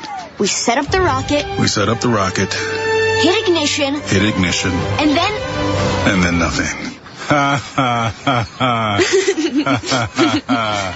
Sometimes I laugh when I'm frustrated. Then out of nowhere, the rocket launched into the air. The rocket did get into the air. I've never seen anything fly so high. And then crashed into a kite. Look out! Look out! And then the pond. I'll never forget that day. I'll never forget that day, even if I tried. You don't have to be perfect to be a perfect parent. Thousands of kids in foster care will take you just as you are. For more information on how you can adopt, visit adoptuskids.org. A public service announcement from the U.S. Department of Health and Human Services, Adopt U.S. Kids, and the Ad Council. It took me a long time to be able to say Chandler has cancer, because that is such a scary word. St. Jude takes care of absolutely everything. And knowing that we don't have to pay for all of the medical expenses, that's huge. St. Jude allowed me to focus on being a mom to Bryce. And sometimes I'm just in awe of the impact St. Jude has, not only on this community, but the world. St. Jude is uniquely positioned to advance the cures of pediatric cancer, I think better than any other institution in the world. The contributions make a big difference. Donors are important to us because you get the feeling that you have a team behind you. We have the resources and we have the focus. And so if St. Jude doesn't do it, who will? St. Jude Children's Research Hospital. Finding cures. Saving children. Learn more at stjude.org. My vehicle was sent 6 feet in the air in a ball of fire. I thought I was going to die. It ripped my arm off. It broke my right femur. I took such a hard blow to the head that my retina was torn apart. Say a prayer for peace. I'm Trace Adkins. I want to tell you about these true American heroes and how you can show your thanks by helping them through Wounded Warrior Project. They've reached out to us as a family, and they never forgot about us. The job of helping thousands of our wounded warriors rebuild their lives is massive and growing every day. That's why your gift of just $19 a month is so important. Many of these service members suffer traumatic brain injury and post-traumatic stress disorder. They helped me basically put my life back together. If it wasn't for Wounded Warrior Project, I would be a statistic right now. I would have been one of those soldiers who came home and committed suicide. I'm in the fields of Vietnam, the mountains of Afghanistan. Your gift today of $19 a month can help us provide the programs and services desperately needed by our wounded service members. Call or go online with a pledge and you'll receive this Wounded Warrior Project blanket. Make that call now. Say a prayer for peace.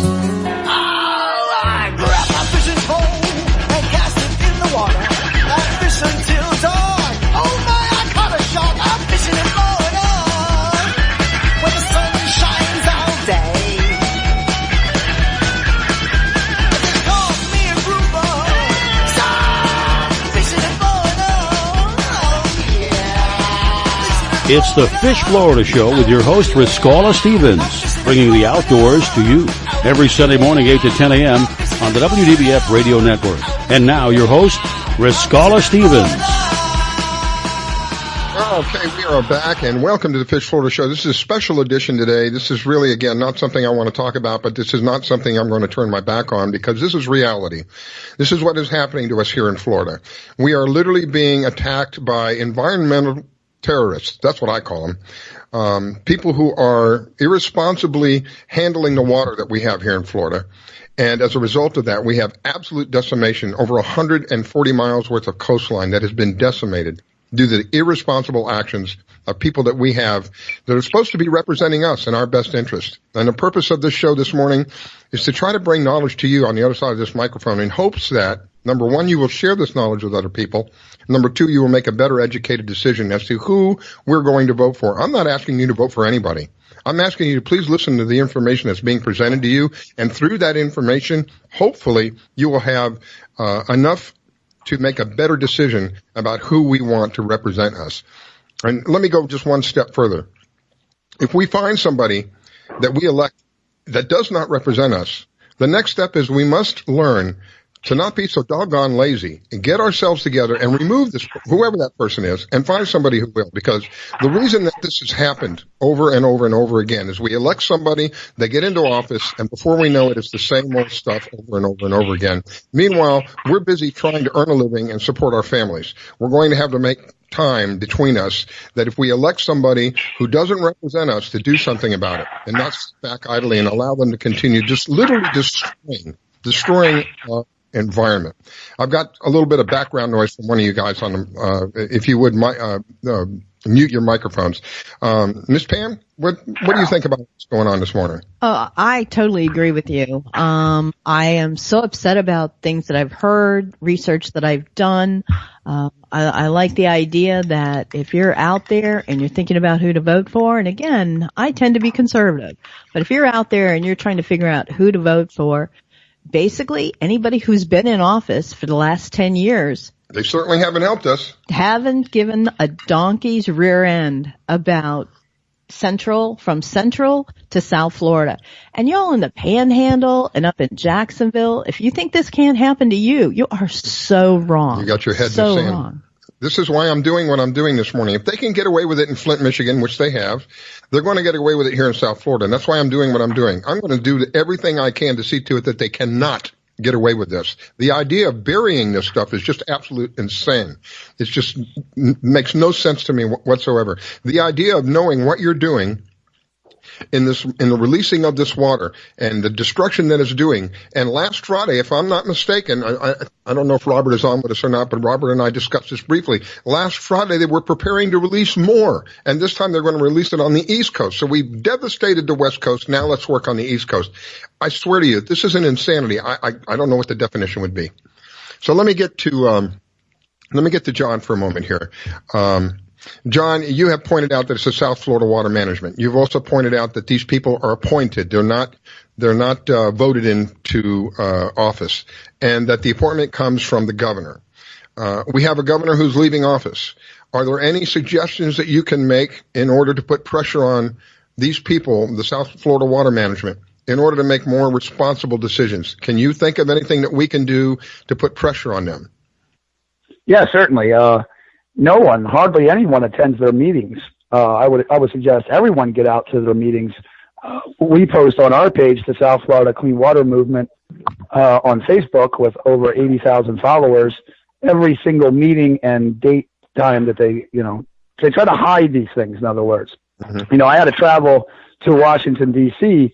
to, be involved and attend what was called the South Florida Eco Task Force Committee.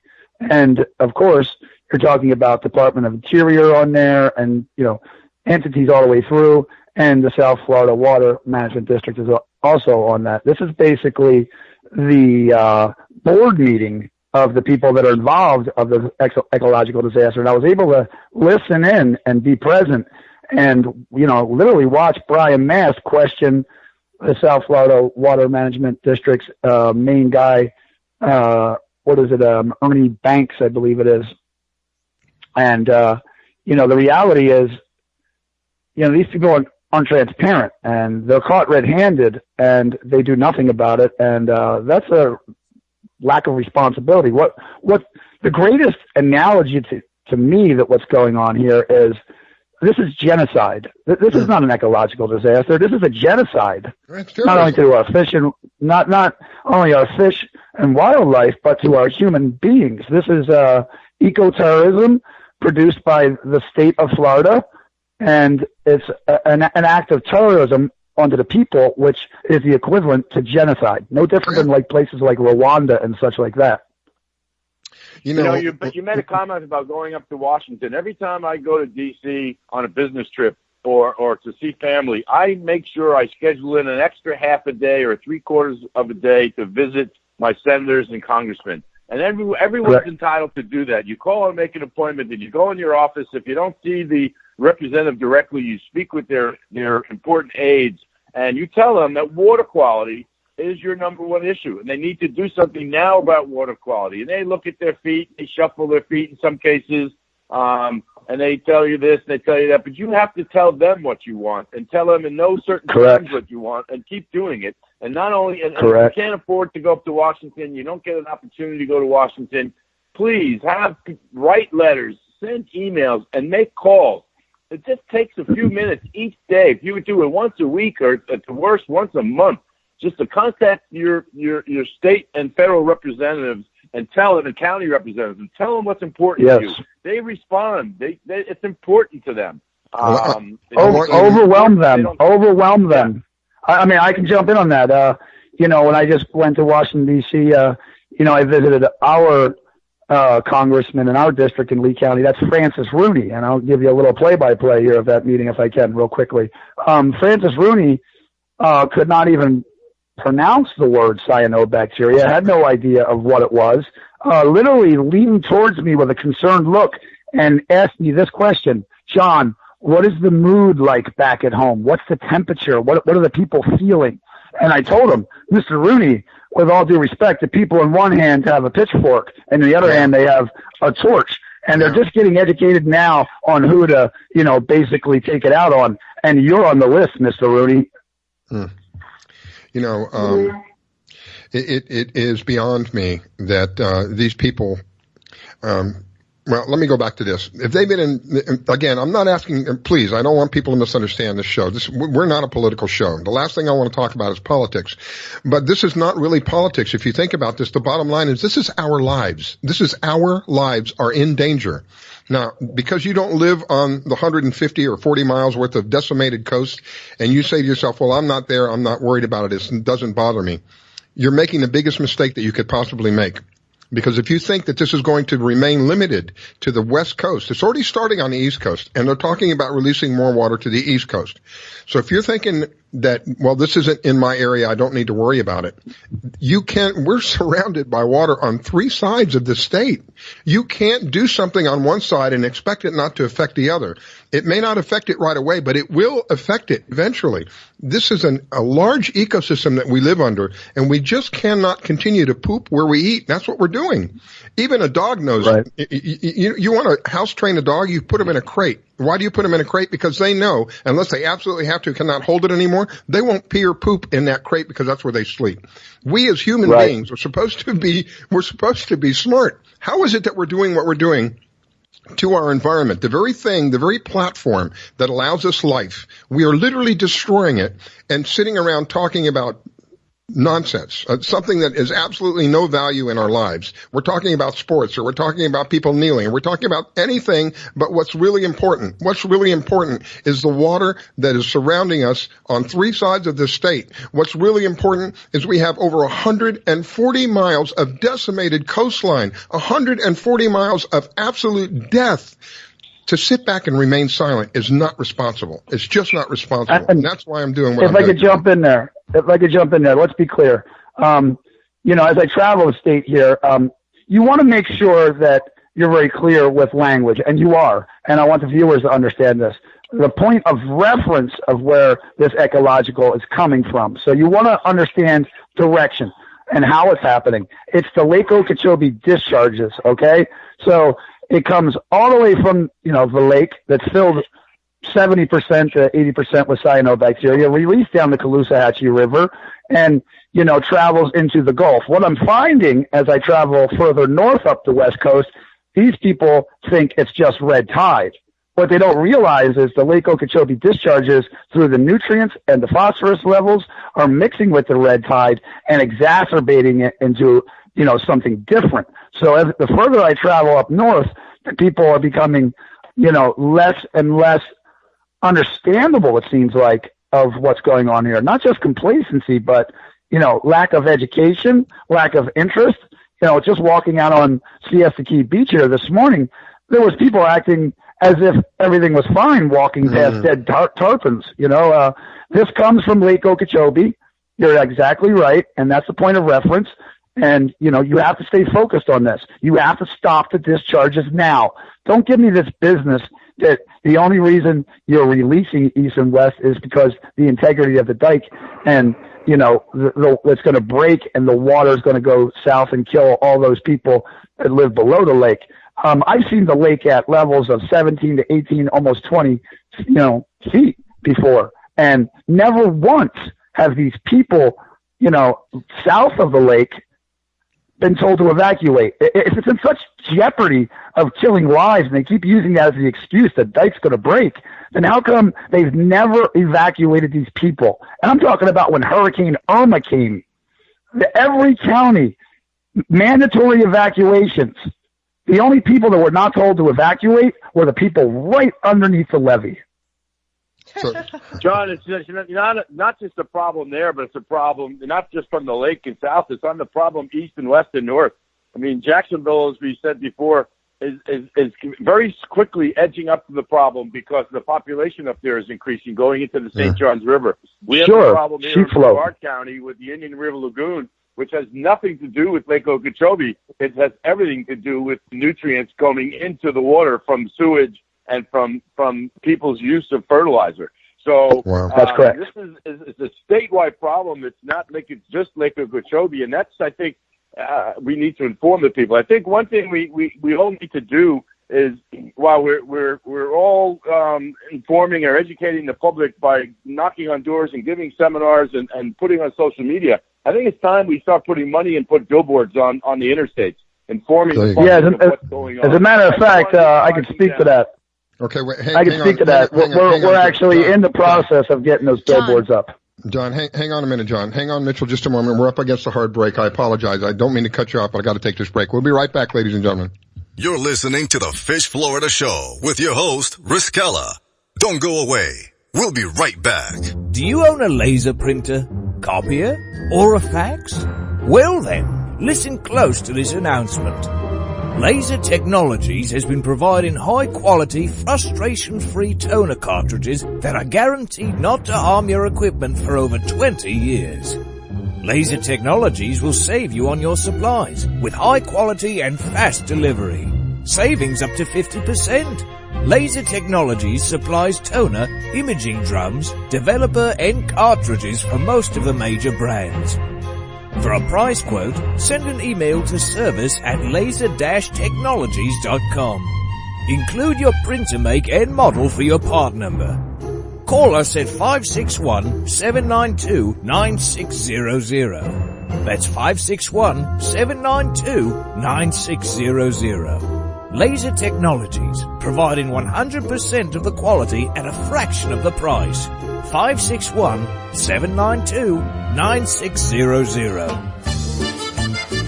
Que Pasa Mexican Cantina is where friends and neighbors come to connect, share, and celebrate one another in a festive, casual atmosphere. Offering rich, robust flavors of authentic Mexican cuisine, we use only the freshest, finest ingredients. We chop and dice, season and blend, and then cook everything we serve to perfection. One thing that makes Mexican food even better is one of our delicious Best of the Bay margaritas. Our signature series of margarita flavors range from our sweet and fruity mango and strawberry to our hot and juicy jalapeno margarita. Having a busy meeting or getting together and looking for Mexican food? Try our Fast Fax form. It's an easy, fast way to order your favorite Mexican food. We have special platters and layouts for any occasion. The form is super easy to fill out, fax, email, or just call it in. Whether it's here in the restaurant, in your home or office, at Que Pasa we celebrate bringing people together. Que Pasa Mexican Cantina, 10478 Roosevelt Boulevard North Street in the Gateway Shopping Center, 727-330-3663 in St. Petersburg.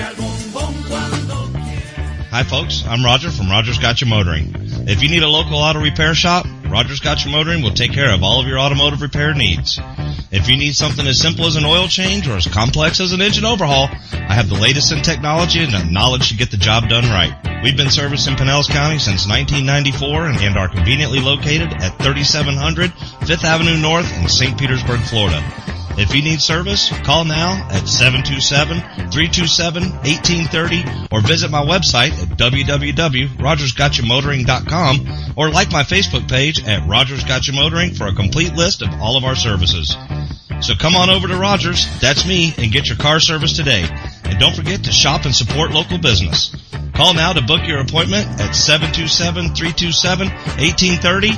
That's 727-327-1830. Or swing on by. We can make it turn a half. I grab my fishing pole and cast it in the water. I fish until dawn. Oh my, I caught a shark. I'm fishing it on. When the sun shines all day. They call me a grouper. So fishing it on. It's the Fish Florida Show with your host, Riskella Stevens, bringing the outdoors to you. every Sunday morning, 8 to 10 a.m. on the WDBF Radio Network. And now your host, Riscala Stevens. Okay, ladies and gentlemen, we are back. It is a special edition of the Fish Florida Show. Again, not the kind of show I want to do, not the kind of show that I intended on doing, but something I felt very, very strongly about, that people should know what's going on. People should be better educated about what is happening with our water here in South Florida. My show is dedicated to going fishing. If there's no more fish in the water, what value is there to do the show?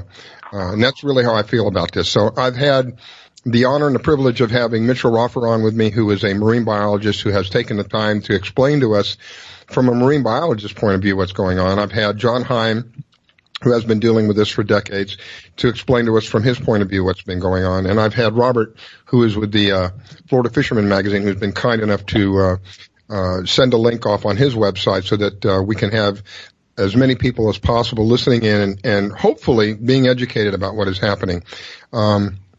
Mitchell, let me go to you for a minute. You've been so kind to spend the time with us this morning and explain to us from a marine biologist point of view what is happening.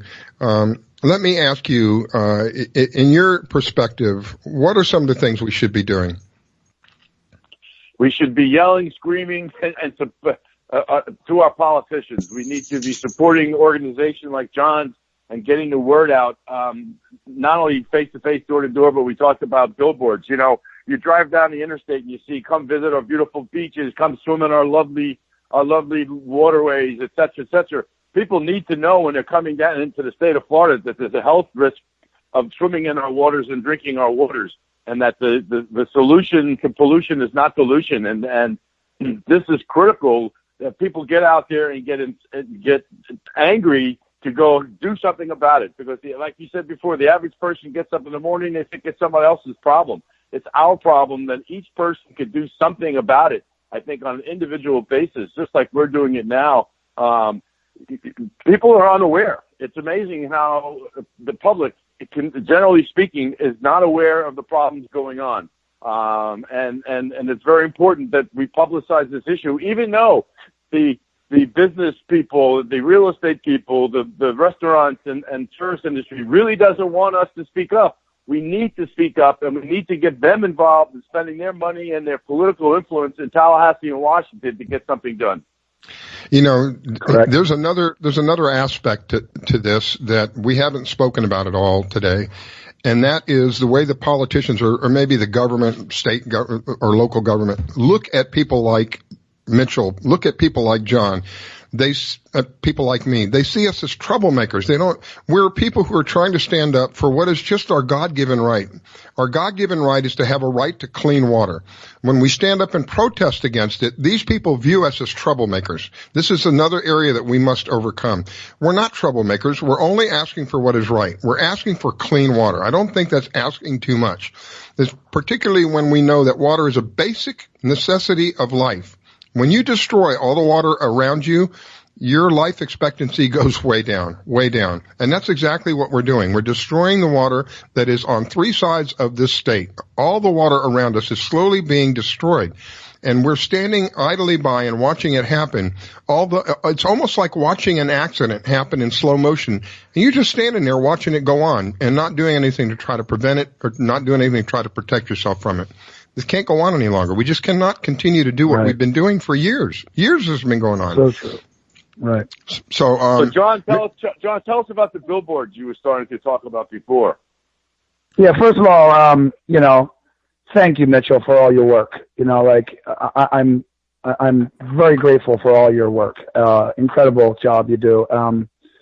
Billboards, that's the idea, what Mitchell's talking about here. We're in the works right now of creating a fundraiser through a Facebook fundraiser where anybody can legally donate to it, and we're very transparent about where the money goes to.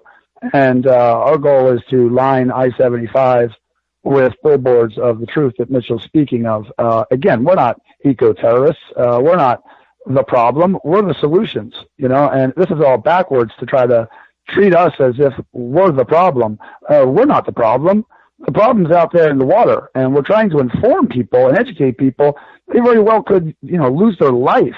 Sure, we want to stand up for tourism, but we're more intelligent and foresighting enough to know that we don't want people to be invited here for the almighty dollar and end up coming back sick or dead. Yeah. All right. What do you think is going to happen when these families that come down here, looking forward to some of the most beautiful beaches on the planet, are found on the West Coast? I had the honor and the privilege of living in Panama City for some time when I was in the Air Force. Some of the most beautiful beaches. I'll tell you what, you can take a picture of somebody on the beach without taking the water in the background. They could be standing there in a bathing suit. You take a picture of them and send it to somebody and say, look, I'm standing in the snow in my shorts, and they would believe you. That's how pure and white it is on the other side of the state. And all of that is being decimated. All of that is going down the tubes, if you will. And people are walking on the sand that has already, God knows what's on the sand, and you're walking barefoot on this stuff. And whether you realize it or not, the bottom of your feet are they're very porous. They can absorb all kinds of things. You're walking on the sand, enjoying your day, thinking that everything is fine and dandy. The later part of that day, or maybe the next day, you find yourself being sick. And you're here vacationing, spending your vacation time. What do you think is going to happen when you go back and start telling all your friends, I'm never going back there again? That place is literally dangerous. Yep. And I could add to that, right before I called in, I was on my channel on the South Florida Clean Water Movement live, and I was filming the dead tarpon, and a gentleman come up to me and bluntly asked me, so what are you, one of those eco-terrorists? Oh, my goodness. See, this is, again, this perception of people standing up, and this has been going on for some time in this country, where whistleblowers are the problem makers. And whistleblowers are not recognized for who they really are. There are people who recognize corruption and bringing it out in the open, and for that they are attacked, literally attacked. I watched a video where John was sitting silently, not saying a word, at a Trump rally. Now, again, I'm not trying to be political. I'm just trying to make a point. He's sitting there quietly at a Trump rally, videotaping what's going on. Because John is known as an activist, security walks up to John and says, you need to leave. He hadn't said a word. He hadn't done anything. He hadn't complained. All he wanted to do was watch what's going on. They made him leave before the rally started because they pinpointed him out as a, quote, troublemaker. We've got to get through this and have these people understand we're not troublemakers. We're only asking for what is right, our God-given rights. Clean water. I don't think that's asking for too much. I don't think that's being a troublemaker. I think, in a way, it is being a troublemaker. To those who are causing the problem, yes, you are a troublemaker. To those who are doing the polluting, yes, you are the troublemaker. But to those of us who are concerned about having clean water for us and our loved ones and our children, we're just standing up for what is rightfully ours. And to sit there and accuse us of being eco-terrorists, for God's sake, is just not acceptable. This is another area that we have to overcome. If I could jump in on that real quick, whether it's John Heim getting kicked out of a, stump speech from a political, candidate, or, it's anyone. The reality is, we're not the problem. They're the problem. And, to be treated in these ways, what is happening is all of us, okay, not only just me in that particular situation, the Donald Trump rally, but we're having our human rights, our rights are being violated, okay? And that's the real issue here. This is no different than like civil rights movements and stuff like that. Our rights are being denied to us. So who holds let me ask you a question, just to everybody listening. Who holds the government responsible when the government breaks the law? Who is supposed to be the one that steps up and say, hey, you guys work for us. We don't like what you're doing. Who is that supposed to be? It's supposed to be you and me. We the people. That's right. We the people. And I can give you a great example of that, of how one particular group of people have demonstrated that over the years of, the Lake Okeechobee discharges. And you talk about sending the water south, okay? And, I want to educate the people here. I'm very much in tune with the Miccosukee tribe. I work directly with the Miccosukee tribe on certain matters. And that is language. We don't want to say send the water south. We want to say send clean water south, because none of this is going to matter if we don't meet the tribe standards, which is 10 parts per billion. And if we were smart citizens on the east and the west, we would adapt those same standards as the Miccosukee tribe and band together with them and demand those standards be the same for the East Coast and the West Coast. It's absolutely imperative to, recognize what the tribe is doing and has been doing. They have a lawsuit where if Why do you think the water does not go south? Because the Miccosukee tribe has been smart enough, and rightfully so, to say you can't send water down here until it meets these standards, which is 10 parts per billion. I have a picture up on the Fish Florida show on Facebook. 12 miles out off Minnesota Key, hundreds, if not thousands of fish, 12 miles off of shore. If you don't think this is an ecological disaster that is occurring before our eyes, you are blind. We must do something, and we must do something right away. That's something I am hoping, the reason that I'm doing this show in the manner that I'm doing it today, that's something hopefully is going to put more responsible people who are supposed to be our representatives in office and will begin to attack this problem in a more responsible way. John, thank you for your time this morning. I'm going to let you go at this point. Can I say just one last thing, please? If you would very quickly. Very quickly. Okay. It's not that we're suffering from an ecological disaster, and that's not bad enough. We are. What we're suffering from is something called collective myopia. And the minute we conquer collective myopia, then we'll get somewhere when it comes to this problem. Thank you. Thanks, John. Appreciate it, sir. Mitchell, before we go, I want to give you an opportunity. I'd like to hear from you. Sure. I mean, to me, people think, it's ecosystem. Sure, we are part of the ecosystem. Now we've gone from killing some seaweeds and we've killing a few fish here and there, to now we're affecting our human health. So it's no longer a quote ecosystem issue. It's a human health issue with the cyanobacteria, with the red tide and fish dying and everything else. This is no longer just one of these tree hugger kind of issues. This is a human health issue where we need help, any help we can possibly get, local, state, federal. Who cares? I mean, Florida is a disaster area, and it should be called a disaster area and publicized so that everyone knows and it hits the right people in the pocketbooks. I'm sorry that some people have to suffer. We've all been suffering for years with this problem, and I'm sorry that small businesses, small hotels, small restaurants are suffering because of this problem, but they were short-sighted for 10 and 20 years. Now it's time for them to get their act together, them to be calling their senators and congressmen, them to be calling up in Tallahassee and do something, them to be calling out the voters to vote for the right people. It's not too late. We can do something, and this is the purpose of the show, is to get something positive done, not just to stay here and whine and complain, because I know you and I have talked about this. We want people to take positive actions, to provide positive solutions. The solutions right now is to go out and vote for the right candidate that has education. If you don't know the problem now, if you don't know how to pronounce a certain word, if you don't know about cyanobacteria and blue-green algae and red tide and all this other hazardous algae blooms, then they don't belong in office. They should know this. They should be reading the water. They should be reading their people and understanding this is a critical issue in the state of Florida, if not the U.S. So, and people have to ask hard questions instead of these soft, vanilla questions that they ask at press conferences and rallies. Ask them hard questions. What are your solutions? What are the 5 things that you can do that we can check on you 6 months, a year from now that you have done? Have you initiated any new legislation to force people to have higher environmental standards when they release water from their land? Never mind the federal regs or the state regs that are not being forced in the state of Florida. What are you going to do to monitor the water and report back to the people on water quality? What are you going to be doing to clean up the water that's coming from municipal sewage and septic? So these are the kinds of questions that people need to ask their candidates. And if they don't come with specific, hard answers, and they say, well, we need to study it, I don't know enough about it, then these are not the people you want to vote for. You want to talk to the people who have solutions, that are acting on it, that are doing something. I mean, there have been people in Tallahassee and D.C. over the years that have been trying to do certain things, but they've been voted out or limited on what they can do. I've been working, and I'm not giving a political message, but I've been working with Bill Nelson for years, and he's been trying to keep the water clean in the state of Florida for a long time. He keeps getting voted down in committee, getting voted down on the floor. So we need to support people like him. We can't let people who are currently in Tallahassee move to higher positions in Washington, D.C.